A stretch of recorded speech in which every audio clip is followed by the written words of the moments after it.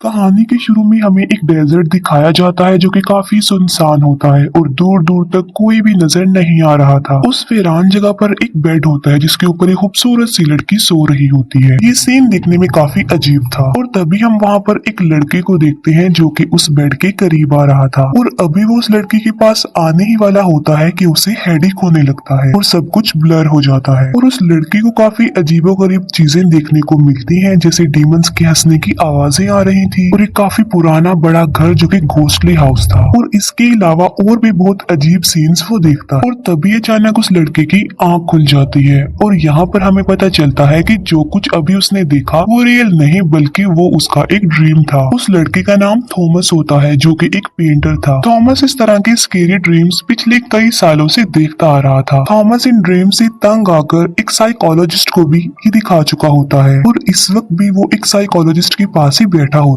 है। वो psychologist Thomas को बताती है कि तुम्हें स्लीप डिसऑर्डर है। थॉमस उस डॉक्टर को बताता है कि पुराने वक्त में इस चीज को किसी शैतान के साथ कनेक्ट किया जाता था, यानी किसी इंसान के साथ ऐसा तभी होता है जब किसी शैतान ने उस पर कंट्रोल किया हो या कोई डीमन उसकी बॉडी पर बैठा हुआ हो। तब वो डॉक्टर उसे कहती है कि ये सब तुम्हारी माइंड इमेजिनेशन है और कुछ नहीं, या तुम्हारा कोई ऐसा ड्रीम, कोई ऐसी डिजायर हो जो किसी लड़की से रिलेटेड थी और वो पूरी ना हुई हो और इसीलिए तुम्हारे साथ ये सब कुछ हो रहा है। इससे पहले कि थॉमस उसकी अगली बात सुनता वो वहाँ से उठकर चला जाता है। थॉमस जो कि एक जगह पर बैठा हुआ पेंटिंग बना रहा होता है और तभी अचानक उसे झाड़ियों में कुछ दिखाई देता है। कुछ सोचने समझने से पहले ही उसे एक प्रॉपर्टी एजेंसी से कॉल आती है और उसे बताया जा रहा था कि तुम्हारे अंकल ने मरने से पहले तुम्हारे नाम कुछ प्रॉपर्टी की है। थॉमस जब वहाँ पर जाता है तो एक प्रॉपर्टी एजेंट उसे उस जगह के पेपर्स देती है और उस जगह का नाम होता है केसर गार्डन और साथ ही वो उसे वो लेटर भी देती है जो कि उसके अंकल ने मरने से कुछ देर पहले थॉमस के लिए ही लिखा था। थॉमस ये सब देखकर काफी हैरान था क्योंकि ना तो वो कभी अपने अंकल से मिला था और ना ही कभी उनके बारे में सुना था। थॉमस जब उस एनवेलप को ओपन करता है तब उसमें उस प्रॉपर्टी यानी केसर गार्डन्स की पिक्चर्स थी और वो प्रॉपर्टी वाला घर बिल्कुल उस घर जैसा लग रहा था, उस घोस्टली हाउस जैसा, जैसा कि उसने अपने ड्रीम में देखा था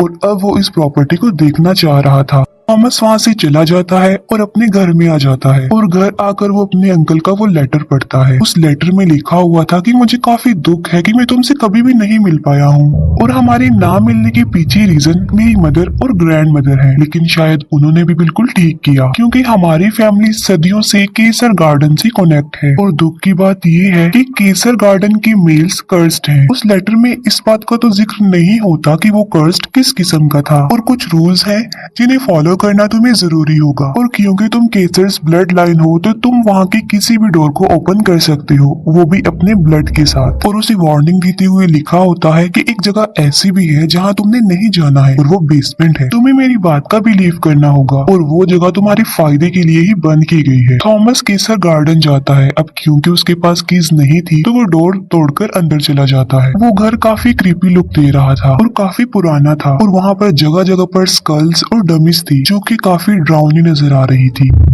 थॉमस जब घर को एक्सप्लोर कर रहा होता है तब ऐसा फील होता है कि कोई तो है जो उस पर नजर रख रहा है और थॉमस जब बेसमेंट में जाता है तब डोर बंद होने की आवाज सुनकर वो टर्न करता है और उसे वहाँ पर किसी की प्रेजेंस फील होती है, लेकिन देखते ही देखते वो गायब हो जाती है। थॉमस जब ऊपर जाता है तब उसे वहाँ पर एक लड़की मिलती है जिसका नाम लिंडा होता है और वो उसी प्रॉपर्टी एजेंसी की एक मेंबर थी। वो थॉमस से उसके अंकल के लेटर के बारे में भी पूछ लेती है। थॉमस को उसकी बातें अजीब लग रही थी जिसकी वजह से वो थॉमस से अपोलोजाइज करके वहाँ से चली जाती है। थॉमस जो कि सो रहा होता है और उसे फिर से एक ड्रीम आता है जिसमें वो देखता है कि उस प्रिंसेस को उसने पास जाकर उठा दिया है। थॉमस उस प्रिंसेस को कहता है कि ये ड्रीम नहीं हो सकता क्योंकि ये सब कुछ रियल लग रहा है। वो प्रिंसेस थॉमस को कहती है कि मेरा नाम रोज है लेकिन मुझे स्लीपिंग ब्यूटी भी कहा जाता है और तुम्हें ये सब कुछ इसीलिए रियल लग रहा है क्योंकि रियल वर्ल्ड में हम दोनों एक दूसरे के काफी पास आ चुके हैं और यही वजह है कि तुमने मुझे ड्रीम में जगा दिया। वो कहती है कि रियल वर्ल्ड में मैं तुम्हारे पास आने का वेट कर रही हूँ और तभी वो थॉमस की तरफ बढ़ती है और अचानक से डरकर पीछे हो जाती है। थॉमस जब पीछे मुड़कर देखता है तब वो काफी शॉक्ड हो जाता है और वो थॉमस से रिक्वेस्ट करती रहती है कि प्लीज मुझे छोड़कर मत जाओ। इसके बाद थॉमस नींद से जाग जाता है और उसे फिर से स्लीप पैरालिसिस हो जाता है। थॉमस खुद को मूव करने की कोशिश करता है और तभी ब्लैंकेट में एक डीमन उसकी तरफ आ जाता है और वो डीमन थॉमस को मारने ही वाला होता है कि थॉमस की आंख खुल जाती है, यानी यानी ये भी थॉमस का एक ख्वाब था। थॉमस के डोर पर बेल बजती है और जब वो देखने जाता है तो वहाँ पर उस घर का केयर टेकर होता है जो उस घर की मेंटेनेंस के बारे में पूछने के लिए वहाँ पर आया था। थॉमस जब उस केयर टेकर से इस घर के बारे में क्वेश्चंस करता है तो वो थॉमस को कहता है कि ये घर काफी स्ट्रेंज है और यहाँ पर बहुत से लोग आते हैं और गायब हो जाते हैं। पुलिस ने कई बार इस घर को चेक किया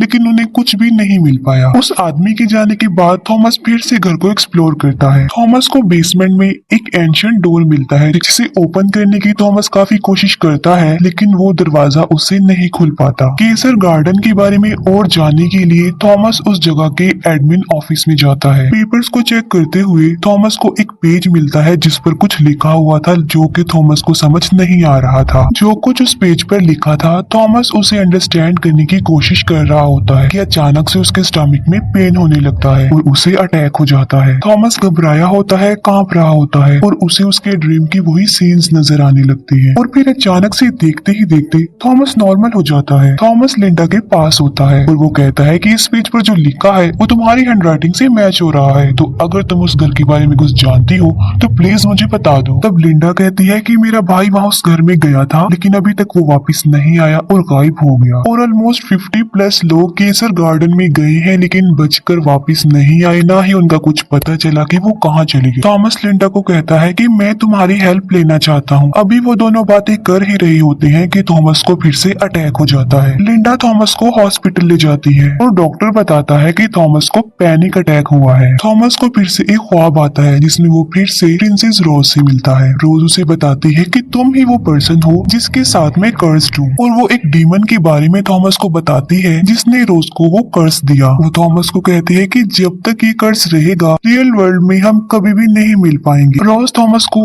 एक हिंट देती है कि तुम्हारी ब्लड लाइन ही वो चीज है जो मुझे जगा देगी और उस घर के सारे डोर्स ओपन कर देगी। वो कहती है कि तुम्हारे जागने का वक्त आ गया है और अब तुम्हें जाग जाना चाहिए और ये कहकर वो गायब हो जाती है। लिंडा थॉमस को बताती है कि तुम्हें पैनिक अटैक हुआ था लेकिन अजीब बात तो ये है कि जब मैं तुम्हें उस प्रॉपर्टी में लेकर गई थी तो तुम बिल्कुल नॉर्मल हो गए थे। लिंडा थॉमस को अपने भाई की पिक्चर्स दिखाते हुए कहती है कि वो अपनी फ्रेंड के साथ एक डेयर पूरा करने के लिए यहाँ पर आया था लेकिन तब के बाद उसका कुछ पता नहीं चल सका, वो तब से मिसिंग है और मैं अपने भाई को ढूंढने इस जगह पर आई हूँ। बताती है कि केसर्स फैमिली की डेथ की हिस्ट्री काफी अजीब है। केसर्स फैमिली की मेल सुसाइड और एक्सीडेंट से ही मरे हैं और इससे भी ज्यादा हैरान कर देने वाली बात ये है कि हमेशा मेल्स की डेथ का ही सुनने में आता है। कहती है कि ये सब कुछ शायद किसी सुपर नेचुरल पावर से कनेक्ट है जो ये सब कुछ करवा रही है। थॉमस पूछता है कि कोई तो ऐसा रास्ता होगा ना इस कर्ज से बचने का और लिंडा थॉमस की ब्लड लाइन को रिस्पॉन्सिबल कहती है। लिंडा की ये बात सुनकर थॉमस को उसके अंकल की वही ब्लड लाइन वाली बात याद आती है और वो लिंडा को उसी एंशिएंट डोर के पास लेकर जाता है। लिंडा भी उस डोर को ओपन करने की कोशिश करती है लेकिन उससे भी वो दरवाजा नहीं खुलता और थॉमस वहाँ पड़ी हुई एक नीडल से अपने फिंगर का खून निकालता है और ब्लड वाली फिंगर से वो उस डोर को ओपन करता है और वो दरवाजा खुल जाता है। थॉमस और लिंडा दोनों अंदर जाते हैं। उन लोगों को वहाँ पर एक एंशिएंट डायरी मिलती है जो कि बंद होती है और वो लोग उसे ओपन करते हैं। उस डायरी में जो कुछ लिखा हुआ था वो उन्हें समझ में नहीं आ रही थी क्योंकि वो एंशिएंट लैंग्वेज थी और तभी वो देखते हैं कि एक डमी उन पर अटैक कर देती है और वो लोग खुद को सेव करने के लिए उस जगह से बाहर आ जाते हैं। तभी वहाँ पर एक गाड़ी आ जाती है और लिंडा थॉमस को जल्दी से उस गाड़ी में बैठने के लिए कहती है। अब गाड़ी में जो होता है लिंडा ने उसे वहाँ पर अपनी हेल्प के लिए बुलाया था और वो लिंडा का फ्रेंड और पैरानॉर्मल इन्वेस्टिगेटर होता है। लिंडा थॉमस और रिचर्ड को लेकर अपने घर में आ जाती है और वो उन लोगों को केसर गार्डन्स की काफी ज्यादा पिक्चर्स दिखाती है क्योंकि वो केसर गार्डन के बारे में डिटेल से जानती थी। उन पिक्चर्स को देखकर वो पैरानॉर्मल इन्वेस्टिगेटर रिचर्ड कहता है कि इन स्पिरिट्स को लोग आमतौर पर डीमन या डेविल्स कहते हैं और कुछ इंसान इन पर बिलीव करते हैं और कुछ नहीं करते और असल में ये हमारे आसपास ही रहते हैं। रिचर्ड थॉमस को कहता है कि तुम केसर गार्डन से लिंक्ड हो, इसी वजह से वो किसी भी शक्ल में तुम्हारे सामने आ सकते हैं। लिंडा रिचर्ड को बताती है कि थॉमस उस प्रॉपर्टी से कनेक्टेड है तो अगर वो ज्यादा अरसा उस प्रॉपर्टी से दूर रहेगा तो वो मारा जाएगा।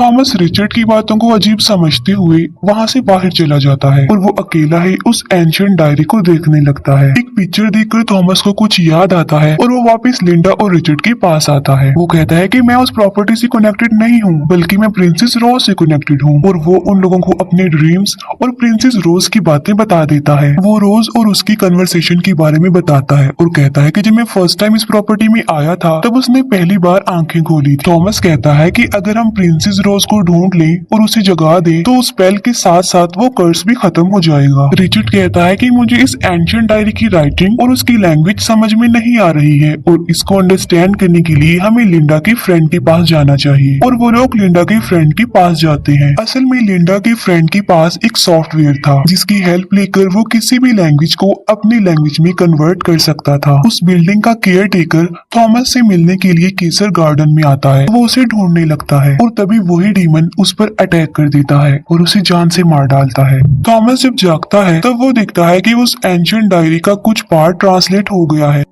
लिंडा उसे पढ़ते हुए थॉमस को बताती है कि ये तुम्हारी अंकल ने लिखा है, जिसमें उन्होंने लिखा था कि मैं अपनी फैमिली को एक ऐसे ट्रबल में डाल रहा हूँ जिससे शायद वो कभी भी वापस ना आ सके, क्योंकि मैं एक ब्राइड को एक डेविल के सामने सेक्रीफाइस करने के लिए जा रहा हूँ। थॉमस पूछता है कि इसका क्या मतलब है। तब रिचर्ड उसे बताता है कि तुम्हारे अंकल का कनेक्शन उस डीमन और उस ब्राइड से था। वो डायरी और ट्रांसलेट होती है तो उन्हें पता चलता है कि प्रिंसेस रोज एक ऐसी प्रिंसेस थी जो कि अपनी ब्यूटी की वजह से जानी जाती थी, जिसे एक डीमन ने पोजेस करके कर्स्ड कर दिया और एक नीडल लगने की वजह से वो एक इमोर्टल नींद में सो गई। और रोज को शैतान ने अभी भी कैद किया हुआ है और अगर वाकई ये बात सच है तो रोज अभी जिंदा है। थॉमस को काफी देर हो गई थी कि वो अपनी प्रॉपर्टी से दूर था और उसे पैनिक अटैक आ जाता है। तब लिंडा और रिचर्ड उसे लेकर वापस केसर गार्डन में आ जाते हैं। घर पहुंचने पर उन्हें पता चलता है कि उस बिल्डिंग का केयर टेकर अब मर चुका है। थॉमस लिंडा और रिचर्ड को लेकर दोबारा से बेसमेंट में जाता है और फिर से अपने ब्लड से वो डोर ओपन करता है। अंदर एक टनल होती है जिसकी डोर को वो ओपन करते हैं। आगे जाकर एक शैतान उन पर अटैक कर देता है, लेकिन रिचर्ड मैजिकल वर्ड्स बोलता है और वो शैतान चला जाता है। और अब वो लोग उस जगह पर पहुंच चुके थे जहाँ पर उन्होंने आना था और वो उसी डीमन को देखते हैं। लिंडा और रिचर्ड थॉमस को कहते हैं कि हम उस शैतान को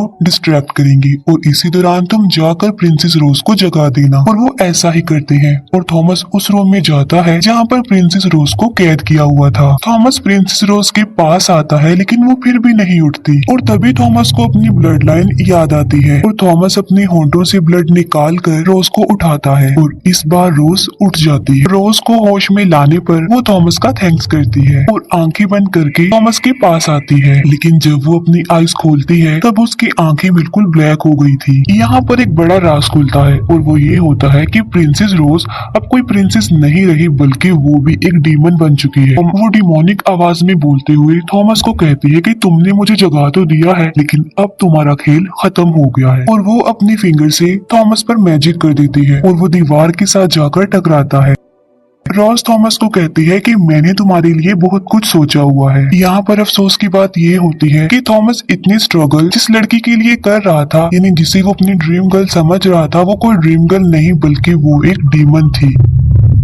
रोज को बाहर उसी डीमन की आवाज आती है और वो उस डीमन को मार डालती है और उसका दिल निकाल लेती है। थॉमस इंजर्ड था और वो बाहर आता है और कहता है कि रोज एक डीमन है, उसे मार दिया जाए। लिंडा रोज को स्टैब करने लगती है तो रोज उसका गला पकड़ लेती है और वो ऑलमोस्ट उसे जान से मारने ही वाली होती है, लेकिन नहीं मारती, वो उसे छोड़ देती है। रोज उन्हें टॉन्ट करवाते हुए कहती है कि मैं नहीं चाहती कि तुम इतनी जल्दी मर जाओ, क्योंकि मैं तुम्हें वो सब कुछ दिखाना चाहती हूँ जो मैं करने वाली हूँ। तभी रोज थॉमस को देखते हुए एक लंबा सांस लेती है और ब्लैक स्मोक उन दोनों को उड़ाकर वहाँ से ले जाता है। फिर हम लिंडा के फ्रेंड को देखते हैं जो कि उस डायरी को अपनी लैंग्वेज में कन्वर्ट करके पढ़ रहा होता है और यहाँ पर उसे केसर फैमिली के कर्स का पता चल जाता है। असल में केसर फैमिली के मेल्स का जो ब्लड है वो डीमन को बहुत पसंद होता है, यानी डीमन सिर्फ केसर मेल का ही ब्लड पी सकते हैं। और केसर फैमिली के मेंबर्स की पहचान ऐसी होती है कि पहले उन्हें स्केरी ड्रीम्स आते हैं, फिर उन्हें डीमंस की आवाजें सुनाई देती हैं और पैनिक अटैक्स होते हैं, और वो सब कुछ जो थॉमस के साथ भी हो रहा था। और केसर मेल को इस बात का ख्याल रखना है कि वो कभी भी किसी डीमन से कनेक्ट ना हो, और उसमें ये भी लिखा होता है कि डीमन इस कर्स को कयामत लाने के लिए भी इस्तेमाल करेंगे, यानी जब इस दुनिया का दी एंड हो जाएगा। फिर हम देखते हैं कि रोज थॉमस को लेकर एक ऐसी अजीब सी जगह पर आ जाती है जो कि दुनिया से काफी दूर होती है। रोज थॉमस का ब्लड और अपनी पावर को इस्तेमाल करते हुए कुछ मैजिकल वर्ड्स बोलती है और कहती है कि जल्द ही सब डीमंस जाग जाएंगे और ये सारी दुनिया खत्म हो जाएगी और कयामत आ जाएगी। और इसी स्पेल के साथ ये मूवी यहीं पर एंड हो जाती है। Thanks for watching.